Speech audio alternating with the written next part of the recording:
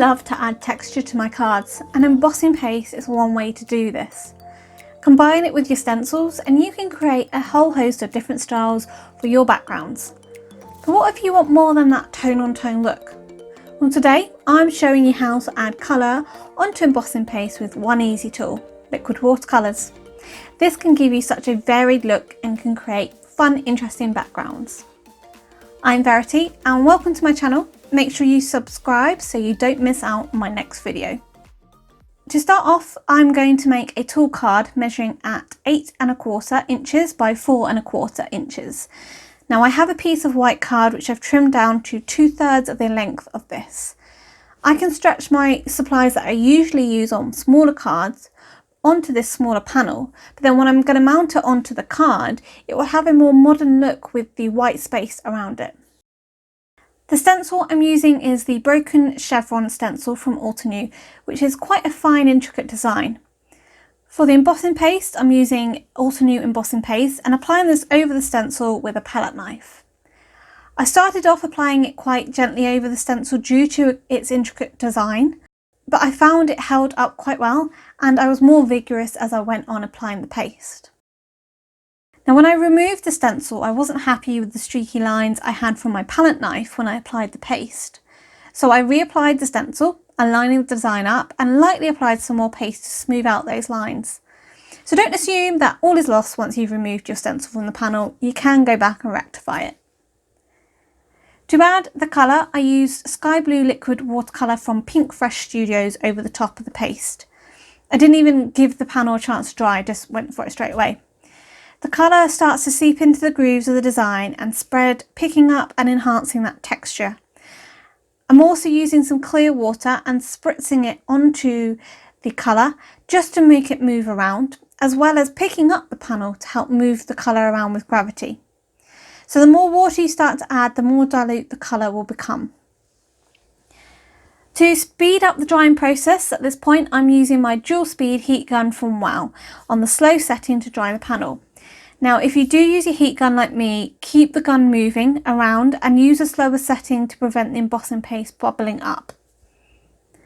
For the rest of the card, I die cut the Altenew Fine Frames rectangle out of white cardstock, and to strengthen the back of this, because they're quite fine frames, I added a couple of strips of white card.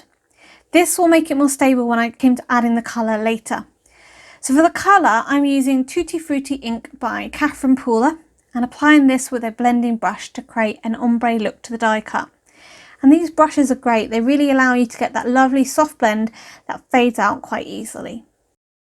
So when I was ink blending, I caught the outer edge of the rectangle frame. So using my trimmer, I just trimmed off the outer rectangle so nobody would know there was a problem. The sentiment was created by die cutting the Fancy Hello die from Altenew out of white cardstock and then heat embossing it for texture. For this sentiment, I'm using the Sea Glass embossing glitter from Wow. This colour was a really lovely colour and it tied in quite well with the background panel.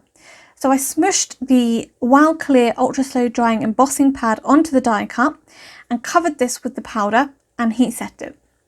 Now it's a good idea to either use the slow setting on your dual speed gun when using the embossing glitter or heat it from underneath. This will reduce the glitter from flying off your die cut before the powder's had a chance to heat set and trap your glitter in. So you're not going to just end up with a slight colour and no glitter in it.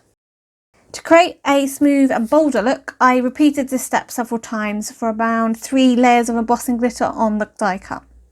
Now the stencil panel had warped a little with the embossing paste and the liquid that I'd applied over the top. So to reduce that warping, I cut a piece of fun foam down so it was marginally smaller than my panel and used some wider double-sided tape to cover the foam completely on both sides.